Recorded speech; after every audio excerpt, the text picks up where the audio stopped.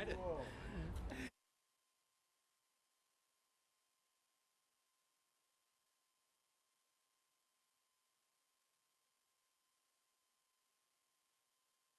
That's right. That's right. That's right.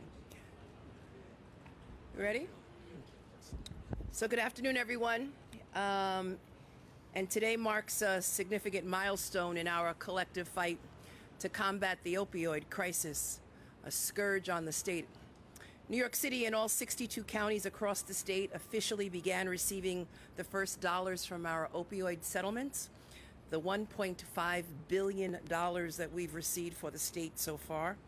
And these restricted funds, and I want to thank the members of the state legislature as a result of conversations, these funds will be placed in a lockbox and they will go primarily to treatment, prevention, and education and to reverse overdoses.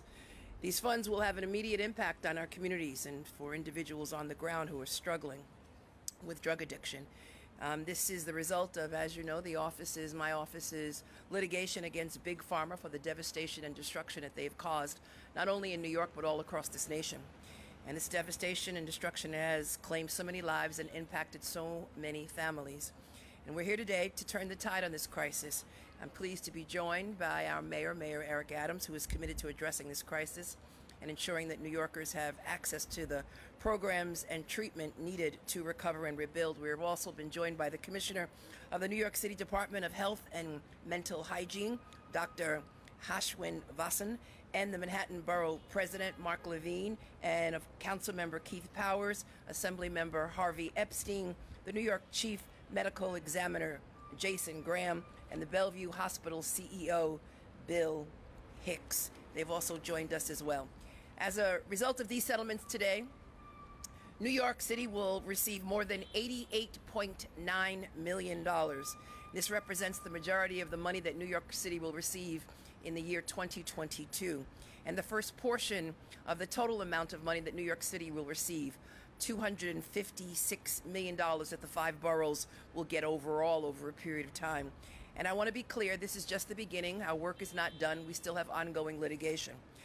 But it's really critically important that these funds get to New York City because it means that we can save lives starting today and tomorrow. It means that there are more resources, primarily to teach our young people about the dangers of drugs and opioids in particular, to talk to individuals about fentanyl and how dangerous that is and how that has resulted in a significant number of people losing their lives, and to prevent someone from misusing a prescription for the first time, and to teach individuals who are in the throes of addiction, struggling with addiction, and to save lives from people who are dying from an overdose by distributing Narcan to law enforcement officers.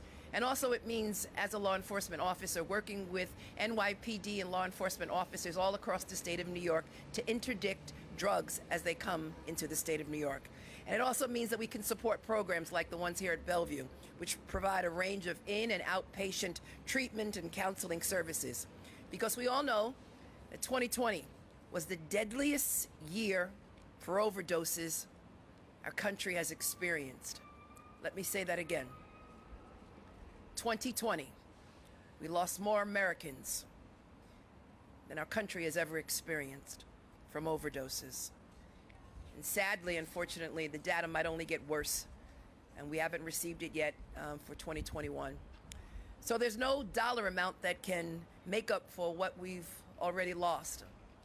No amount of money that can make up for the loss of loved ones, for children, parents, for individuals that have had to pray over and hold at funerals all throughout the state of New York. And we need to prevent drug companies from this deception in the future and to hold them accountable. And to help New Yorkers end the terrible cycle of hopelessness opioids has caused in this state, in this city, and in this country. But most importantly, to save lives. And several years ago, I made a promise to families when I was campaigning that I would do all that I can do to address this crisis. And I promised to hold these companies accountable. I promised to give them some semblance of justice. I promised to do everything in my power and in my ability to turn the tide and to stop future destruction and pain. And these funds will go a long way in supporting those who need it most. I thank New York City for their cooperation. I thank them, obviously, for all of their support. And now, ladies and gentlemen, we'd like to hear from the mayor of the city of New York, Mayor Adams, who will continue to be a great partner in our efforts to turn the tide on this crisis and, most importantly, to heal New York. Mayor Eric Adams. Thank you. Thank you so much. Thank you so much, the Attorney General, for this real encouragement. And she just continues to respond to those things that are on the ground. And when she reached out and stated that this $11 million is the first wave of the dollars that are coming in from her settlement, many people thought it was not possible. They thought we could not go after Big Pharma. And she stated that we're going to do the best that we could possibly do to get the help on the ground. And I just really want to personally thank you. The number of overdose that we have witnessed in the first quarter of 2021, we experienced roughly 1,200 overdose. We don't know the final numbers coming in 2022, but it's a real issue. It's a crisis. As the borough president, we had Narcan training to assist people who loved ones, family members, law enforcement officers who arrived at a scene where there was an overdose in place. We handed out of Narcan and did the training throughout the entire borough. Many of our boroughs are ground zero for this issue, Staten Island, Brooklyn, and others. And so this is so important to complement what volunteers and people are doing on the ground. The Attorney General going after those who fed the overdose crisis. For far too long, they threw a rock, hit their hands, and no one realized that they were the feeder of the crisis. Several of my friends, one I could think of who had knee surgery, 3 years later, he was still taking painkillers. Think about that. And you're almost hooked on drugs. We focus on those who wear blue jeans on our street corners and steal crack cocaine, but it's time to look at the three-piece suit pharmaceutical industries of those who are the distributors of drugs in a legal way into households, giving children prescriptions, overprescribing, and the Attorney General zeroed in on that and just did her job and brought the money that's needed to complement the services that we need to really push back on this overdose crisis. And so all of my colleagues here in government, we want to just truly say to the Attorney General, thank you, promise made, promise kept, and we are promised and committed to saving lives. Thank you. And now we'll hear from Commissioner Vachon. Commissioner Vachon has dedicated his career to supporting and treating our most vulnerable communities. He has worked to address this crisis, understanding that we need to provide robust and multifaceted services for young people dealing with addiction, and that is exactly what these funds will be used for. Commissioner?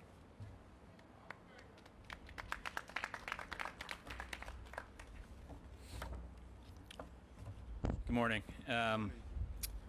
We are in the midst of a 5-alarm public health fire that few are talking about because of the other pressing public health challenge we've been facing over the last 2 years. Every 4 hours, a person dies of an overdose in New York City.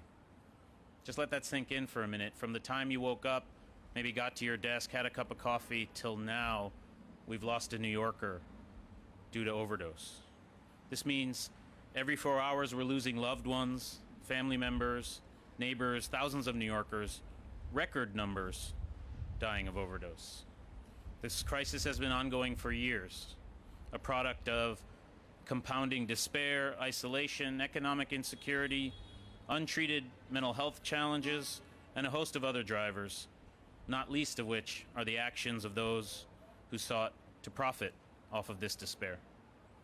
The trauma and forced isolation of the pandemic has only served to further exacerbate this crisis. And more recently, the increased presence of fentanyl, an extremely powerful and dangerous opioid, in our drug supply has accelerated the overdose epidemic here in New York and nationwide. And that's why it's crucial that we address this issue head on. That means reducing stigma, promoting understanding, supporting the life-saving tools that we have available, and innovating new approaches. Mayor Adams, our administration, we focused on this issue, and he and I both know this crisis requires more attention, more work, and most critically, more investment. So I want to thank Attorney General James for ensuring that those who created many of the problems we're facing are now the ones paying the price.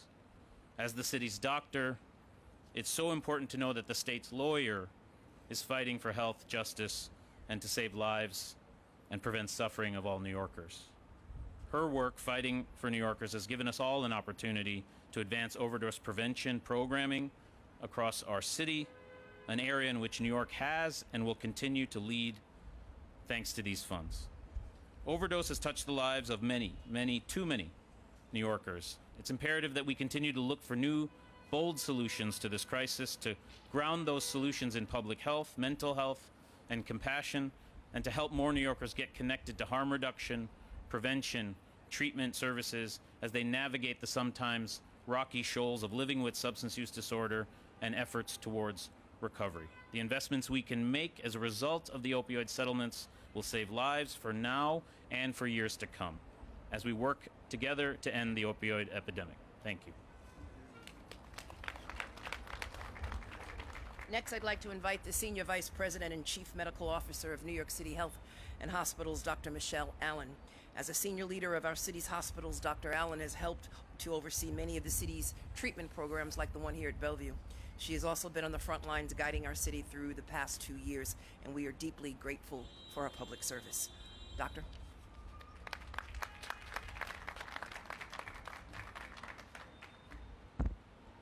Thank you, Dr. Vassan. Thank you, Mayor Adams and Attorney General James. I also want to thank my Bellevue colleagues behind me. They are the opioid epidemic frontline heroes who we do not acknowledge often enough. Today is a great day for our patients who suffer from substance use disorder and need our help. As Ms. James said, I am Dr. Michelle Allen, the Health and Hospitals Chief Medical Officer, and by the way, an obstetrician gynecologist by training. I have devoted my entire career to providing prenatal care to substance-using pregnant women. And I've witnessed firsthand the intergenerational families who've been torn apart by opiates and other substances. Some of those substances are legal and prescribed, and some of those substances are illegal. In pregnancy, there may be that crucial moment to engage a pregnant person in healthcare and get them into the vital substance use disorder services that they need. Often a pregnant person's first engagement with healthcare is when they become pregnant. Those of you who are familiar with photography may recall someone named Cartier-Bresson, who spoke of the decisive moment. In pregnancy and in life, the pregnancy might be that decisive moment for a woman who is addicted to get the services she needs. At New York City Health and Hospitals, we pride ourselves on our substance use disorder and behavioral health services. And we know that this settlement will truly serve our patients. Health and Hospitals has a strong history of innovation in the delivery of patient-centered substance use disorder services. We're working on a next step in that innovation, moving our services to a family-centered model. Parental addiction is one of the adverse childhood experiences which can have lifelong emotional and behavioral consequences to children. We will invest a portion of these dollars in the development of programmatic, family-centered models of prevention and care, initiated during pregnancy and continuing throughout early childhood development. When a woman is pregnant, that might be the only time she seeks medical care. And this particular time presents us with an opportunity which we should never, never miss. This is a moment in time when all women would agree that they want to do the best that they can for their baby, no matter race, no matter ethnicity, religion, or economic status. but some women have a harder road to travel. Some women may have hypertension. Some women may have diabetes. And some women may be addicted to OxyContin. All of these threaten the life and well-being of both the pregnant woman and her developing child. But the care for this new family does not end with delivery of the child. As a new grandmother, I watch every single day in a young child's life the miracle of growth, the miracle of development, the miracle of expression, and the miracle of intelligence. Parenting requires focus, devotion, and constant vigilance. However, addiction deprives the parent of the ability to attend with focus, to attend with devotion, to attend with vigilance. I want to thank you, Dr. James. You've just got your honorary MD degree, for advocating for our families, and thank you, Mayor Adams, for all that you're doing for the citizens of New York. Thank you. Thank you very much. Next, I'd like to introduce Dr. Rebecca Lynn Walton, who is a Senior Assistant Vice President in the Office of Behavioral Health at Health and Hospitals. And the reason why she's so critically important is she's a person in recovery after suffering from opioid addiction 20 years ago. But she took that experience and now heads the substance use services team at Health and Hospitals to help those currently in recovery. We're lucky to have her here to talk about her work, but even luckier to have her helping New Yorkers every day. Because if we are going to address the scourge of opioids and drug addiction, we have to overcome this stigma, and we need to talk about it. Everyone knows someone, or everyone obviously has a experience, but we all need to talk about this issue. And so now we will hear from Dr. Lynn Walton.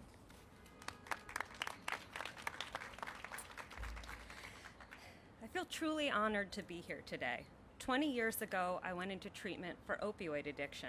I got life-saving medication, excellent holistic care, and a chance at living a full life. I'm here because I believe in our patients. For too long, access to care has been through a combination of luck and privilege. The opioid settlement is our chance to fund system of cares at this level so that healing is accessible and equitable. Our workforce can welcome patients into bright and shiny rooms, get them their medication quickly and easily, and we can provide our workforce with the training to match their dedication and passion. Everything we need to provide cutting-edge and evidence-based care.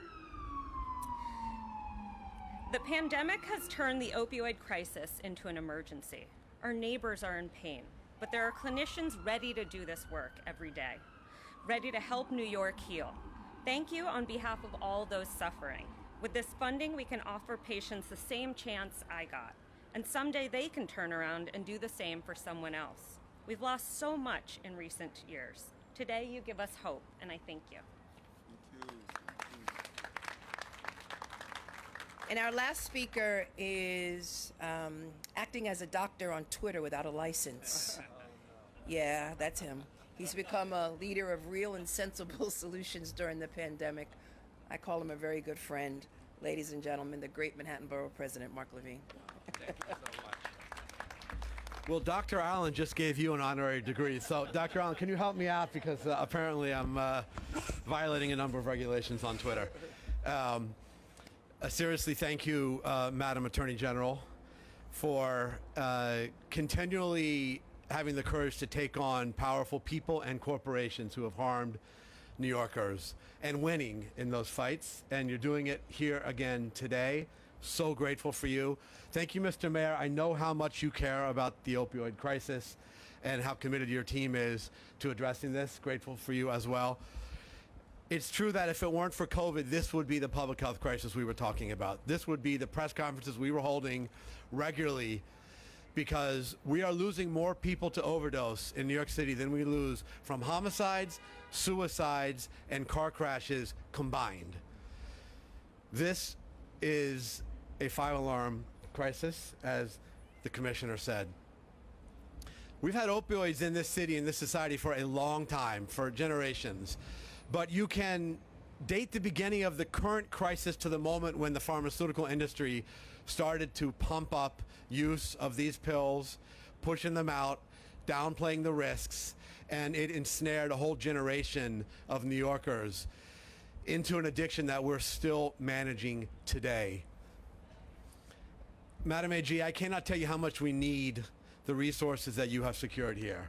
At every single stage of this addiction life cycle, we need resources to educate young people. We need resources for peer outreach in the community, empowering people who have overcome addiction. We need, obviously, money for treatment in places like Bellevue and other hospitals, especially for emerging treatments known as MATs, buprenorphine and others, which offer great new opportunities for people who are struggling with this addiction.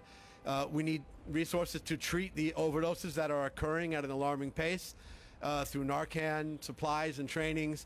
And unfortunately, we need to deal with end-of-life issues. And I'm so thrilled that OCME is here. And Jason, congrats on the new role. But we need to have social workers and other professionals present for families when they lose a loved one, which is happening at an alarming pace, to help prevent overdose amongst other family members and to provide them services in their moment of grief. And we now have money on the table here because the Attorney General sought accountability for the bad actors that needed to be held to account. So I am grateful for this action and this announcement, and grateful to you, and excited about what this will mean for our effort to take on this addiction in New York City. Thank you. Thank you. And yesterday I was on Long Island and I was speaking to members of some unions, some presidents, and we were talking about opioids and the devastation it has caused on Long Island, and the number of union members, these men with huge statues, started to cry. They talked about their family members and they talked about the impact that it had on Long Island. So I really want to thank the mayor, I want to thank all of my colleagues, I want to thank HHC for all that they are doing to address this issue, but we really need to talk about it. We need to remove the stigma, and we need to get medically assisted treatment as soon as possible on the ground. I also want to thank my fabulous team. My First Deputy, Attorney General Jen Levy, my Senior Advisor and Special Counsel, Umair Khan, my Senior Enforcement Counsel, John Oleski and Monica Hanna, and a host of others who worked on this settlement as well.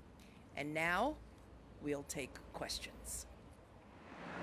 Can we get a little bit more detail on where the money exactly will be going, what kind of programs, and do you envision it going to something like overdose prevention centers like we have here in Manhattan, potentially even opening up more of them across the state? I'm going to defer that question to HHC.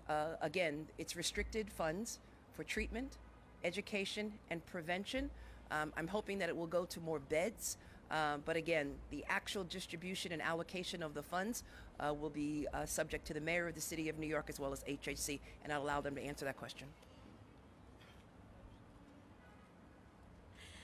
Hi, yeah, I can speak to that. We're looking to expand. There's a lot of great work going on, and I think we're really looking to expand what's going on. We have substance use peer counselors that have been essential throughout the whole crisis in our hospital. Those are people with lived experience. We're looking at expanding our teams in the emergency department, inpatient medicine. We want to have behavioral health right then and there in primary care and women's health and obstetrics and gynecology. We really want to meet patients wherever they're going to disclose what's going on because they have a relationship with doctors. Is it all through H&H, or is it going to nonprofits and other treatment centers? No, I think the borough president said it well. It's a life cycle approach. There's quite a bit of work we do in partnership with our colleagues at H&H and my agency at the health department in the community to provide harm reduction services, to provide peer counseling services, to work on non-fatal overdose prevention, because we know that if you've experienced a non-fatal overdose, your risk of having a fatal overdose in the future is increased by 2 to 3 times. So there's plenty of work before someone hits the front door of a building like this or a clinic that we need to do to actually advance harm reduction, advance prevention, and of course, life-saving treatments. I'm confident that they will look at best practices, and obviously those organizations that engage in best practices and produce results will get funding. Yes, ma'am. Yeah, thank you. So the City Council put out its budget response, Mr. Mayor, to your budget, and they called on $10 million to fund overdose prevention centers. Could this funding be applied to overdose prevention centers? And how do you balance criticism that opening more overdose prevention centers isn't getting to the root of the problem? It's not going to get to the root of the problem. And we're looking at the City Council's recommendation to come up with the right plan. Speaker Adams has been an amazing partner in this area, and we want to examine that.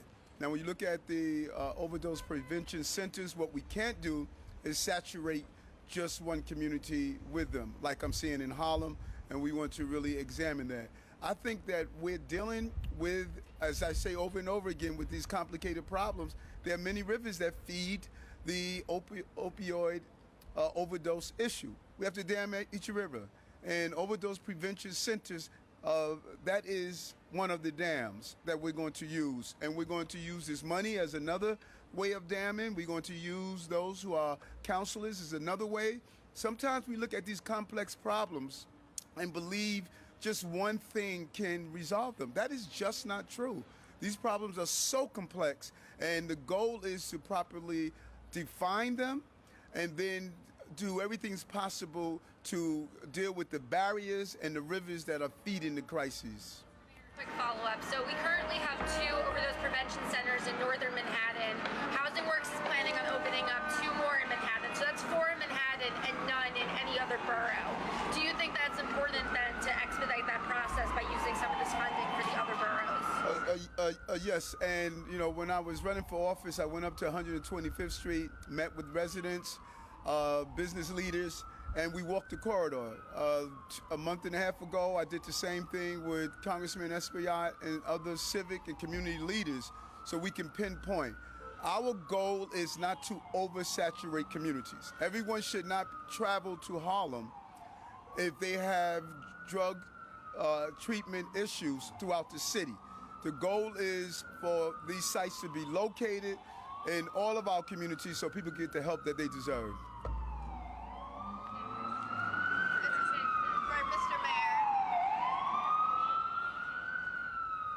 Just to add a little bit of color on that statement, I think the mayor is exactly right. We don't want to see particular communities oversaturated with the work of OPCs, but we're incredibly proud of this work. In just the 4 months that the 2 OPC sites have been open, they've been used over 14,000 times by more than 1,000 clients and averted nearly 250 overdoses in that time. And that's 250 people who wouldn't otherwise, fatal overdoses. That's 250 people that wouldn't otherwise be here today were it not for their existence. And so we're looking across this life cycle of substance use programming to ensure that we're making that accessible across the 5 boroughs. And these funds are going to be critical in doing that. Thanks. Mr. Mayor, you have released a blueprint to end gun violence. There's Mission Zero for traffic violence. Given the numbers that Mark Levine cited about the overall number of fatalities from, addiction or overdoses, do you plan to release like a blueprint to address this issue? Yes, that's so important because we believe in the concept of blueprints. When you properly identify what are the feeders, historically, we have this downstream mindset. You heard me talk about it all the time. We wait downstream. Instead of looking upstream, what are the feeders? What are these rivers? And Dr. Fasson is going to work with all of our team, as well as with Deputy Mayor William Isom. What are the feeders that we need to really examine? And then the goal is to go out with city, state, federal resources to start damming the rivers that are feeding these crises. And we're going to do the same thing with opioid overdoses. Any other questions? Yes. I have some questions. Sure you do. Do we have any more on topic? No, off topic. Every Well, time I see you, I know we have. questions. No more on topic.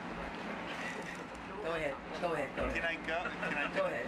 So, I wanted to ask you, did your office ever consider launching an investigation, or did your office look into any of concerns on Brian Benjamin, and did your office at all interact with like the Manhattan DA's office and the Southern District on that case? No, we read about it in the New York Times, the investigation into Brian Benjamin by the Southern District, and we're deeply concerned about the allegations. It erodes public trust in a profession that I love, and that is public service. As public servants, all of us are tasked with the responsibility of holding ourselves to a very high standard, and it's unfortunate that in this particular situation that was violated. Brian Benjamin. Right now, Governor Hochul is trying to figure out a way to get the former lieutenant governor off the ballot. She says that it'll be up to the legislature to consider legislation. They've already shot that down. Another option could be he could move out of state. Should he move out of state? What should the governor be doing? And how does this impact the Democratic Party going forward as they go into election season? That's a decision for the governor of the state of New York. My office is not involved in those determinations.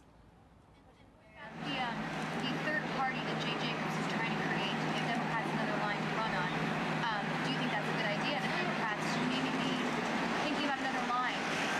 So I recognize fusion party lines. It's a process that has been used in the state of New York. As you know, I have run on the Working Families Party in the past and on the Democratic Party line in the past. And right now we are viewing our options as to whether or not we will take that third party line. As you know, we're on the Democratic line, and assuming that we don't have a primary at this point in time, but I'll be on the Democratic Party line as well as the Working Families Party line, and there'll be a determination at a later point whether or not I'll accept that third party. Mayor Adams, hi, Nina Pineda with 7 on your side. I'm just here to relay a request from this baseball team in Queens. 5 teams have not been able to use state-of-the-art fields built by the Parks Department for 2 years. They haven't had the right size pitching. Now they're being told they might have to sacrifice a third season. We have a supplier that's going to donate the freight to get the right size mounted for these Queens teams, one city champion, in by this weekend. Can you help cut through the red tape so they can play this season and get on the field and play ball? 2 years was the renovation? It was Were they waiting for the mound for 2 years? That makes no sense for that to happen. I'm going to look into that. Now, the supplier may stated that he will waive the freight.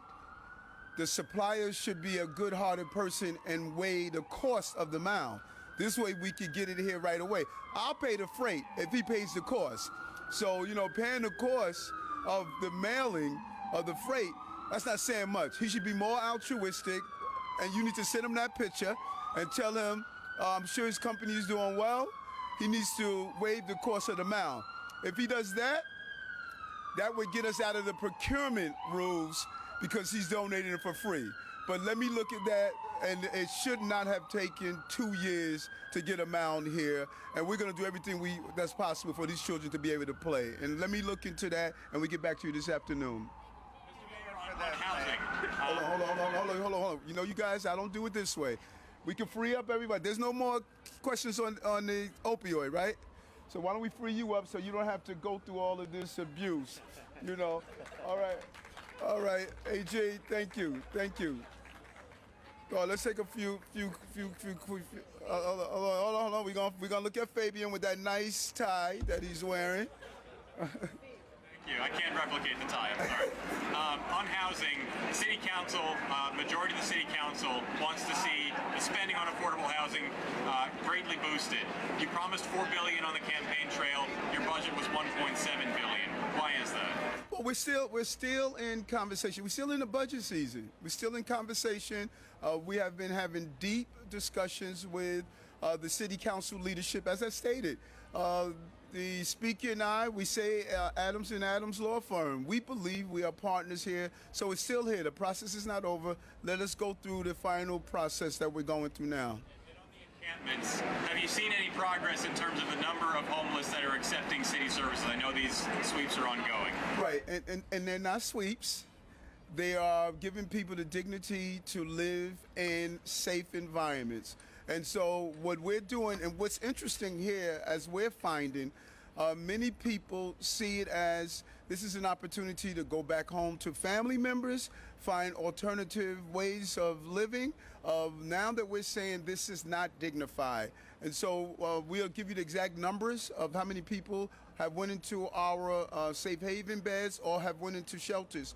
And I really encourage people to go visit our shelters. I think the narrative is not a proper narrative. Those shelters are far more safer than living on the streets. Any improvement, or you just don't know offhand? No, we'll get the exact numbers of how many people. Mr. Mayor, a federal judge today explicitly ordered Luis Molina to attend next week's status conference on Rikers after he missed several prior meetings with federal prosecutors. What is your thought on the current value of the federal monitorship? Do you think it's providing value to Rikers? Well, that's not my decision. I respect the law. If the judge makes a decision, we're going to abide by the judge. I have the utmost confidence in Commissioner Molina, and so it's whatever the judge say, we're going to abide by it. We're going to follow the rule. I know, you know, those of you who have covered this, you know Rikers have been a mess, not for 4 months since Eric Adams has been the mayor. Rikers is a problem. The best chance to fixing this problem is Molina and Adams.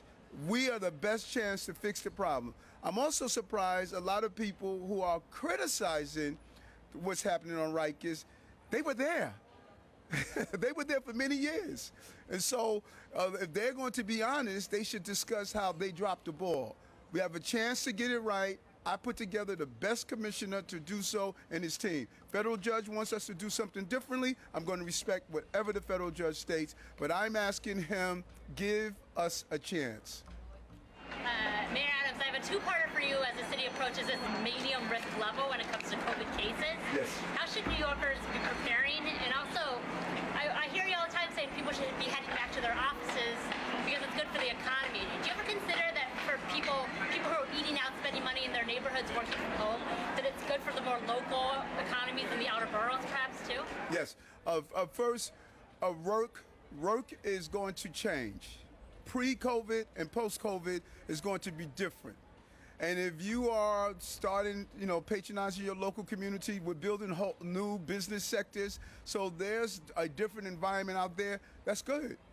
What I say to those who are staying home, not participating in the ecosystem, that is hurting us. If you're staying home, not going to the cleaners, not going to get your shoes shined, not going to, the cafes, the restaurant, that hurts us. If you're doing it in your local community, I'm good with that, but we would rather see people get back in the cross-pollination of working together. Need to be Midtown. No, it does not need to be Midtown. It just needs to be, let's get outdoors again and play a role in the overall economy that we need to prosper. Yep. So as we have seen cases increase over the last days and weeks, the message to New Yorkers is the same that we've been giving for a couple of weeks, which is, take precautions, choose to mask yourself indoors, get tested frequently, and if you test positive, make use of the accessible treatment options that we have by calling your doctor to get evaluated or call 212 COVID-19. And obviously, the continued best way to protect yourself against COVID is to get vaccinated if you haven't been, to get boosted if you're eligible and haven't been. So that's our recommendations to New Yorkers as whatever happens with the cases. But we're preparing to move into medium risk. It's not a fait accompli. What you do? I try. One is, several days ago, the Rent Guidelines Board put out a report that seems to foreshadow a pretty big increase coming for stabilized, rent-controlled apartments. You've got a lot of people, there are eviction cases pending. You've got issues with people getting right to counsel lawyers. We're talking about opioid problems now. This is the type of thing that's going to stress people out a lot. What do you think about that? 9% was one of the numbers that I saw come out of that report. Do you want want your appointees going for a rent increase like that at a time like this where people are really suffering? I believe those were ranges. And one thing I do when I appoint someone to a board, I appoint them because I believe they're going to be fair and they're going to make the right decisions. So we must balance this, because this is sometimes lost in the conversation. We must balance those. We don't want to aggravate the eviction process, but we also got to look at small property owners. You know, if you are a mom and pop that owns a 10-family unit, and you have, you know, your electric bills are going up, your water bills are going up. This is your only source of income. And sometimes when we think about landlords, we think about the mega guys. We think about those who have thousands of units. But these small mom and pops have been decimated. They've been impacted by the COVID issue. Some of them may lose their buildings. And what happens if they lose their buildings? The mega guys come in, buy the buildings, and now we see the gentrification that we all say we fear. So we must be fair here, allow tenants to be able to stay in their living arrangements, but we need to look after those small mom and pop owners. You know, if you invested all your money into a 10-unit house and you cannot pay the bills, you can lose that. And that scares when I sit down and I speak to those small property owners. So I think the written guidelines board must look at this and be fair in how they find the right way to make sure those small property owners are protected and we don't lose our tenants from their living arrangements. I love this guy. Come on. So, this murder in Queens, the so-called, that people are calling it a Duffel Bag Murder, are there any developments on that case? I don't know if you've spoken about it, but, I mean, can you react to that gruesome killing out in Queens that we've been watching the story unfold the last several days? Horrific. To murder someone, roll them in a duffel bag. You know, my understanding, the son was home. You know, it was a horrific incident. What I do know, we will find him. We will find the person responsible, and they will be held accountable for their actions. This was a horrific murder. From what I was told, the manner in which it was done was just really a horrific incident. But we will find the person responsible. Our detectives are on the ground. The commissioner has been updating me every day, and I believe we're going to apprehend the person. Mr. Mayor, when do we have an update on the mask mandate for toddlers? I know you say you want to see kids smiling faces all the time. How does that look right now, and if Dr. Hassan could also respond to that? No, I got it, because Dr. Fassan updates me every morning. You know, we do our briefings. We have this surge, which I am really impressed with, that many people don't talk about. How well, when you look at our city in comparison to other cities, how well we are managing the surge through masks. We're managing it through boosters. We're managing it with advertisement. And so when we're at a comfortable place to shift, we're going to do so. You know, we felt we were going to be there already, but then COVID has its own mind on what it's going to do. We're not at that comfortable place yet, but we will. When we're at that comfortable place, we're going to shift, but we're not there yet. Kids going away to other places on public transportation or planes for spring break and then coming back of that age group and potentially. I'm happy to hear that the government is going to appeal the decision. We're happy to hear that Dr. Fassan shared with us when it came down that it was important to appeal that decision, and I'm happy to hear that. And we're going to continue to do our advertisement. We're going to continue to encourage people to wear their mask, to get vaccinated, to do the right thing. We're going to continue to do our job, and we have done a great job in this city. We're one of the most densely populated cities on the globe. Yet, the way we have done this and coordinated with New Yorkers, it has been extremely successful.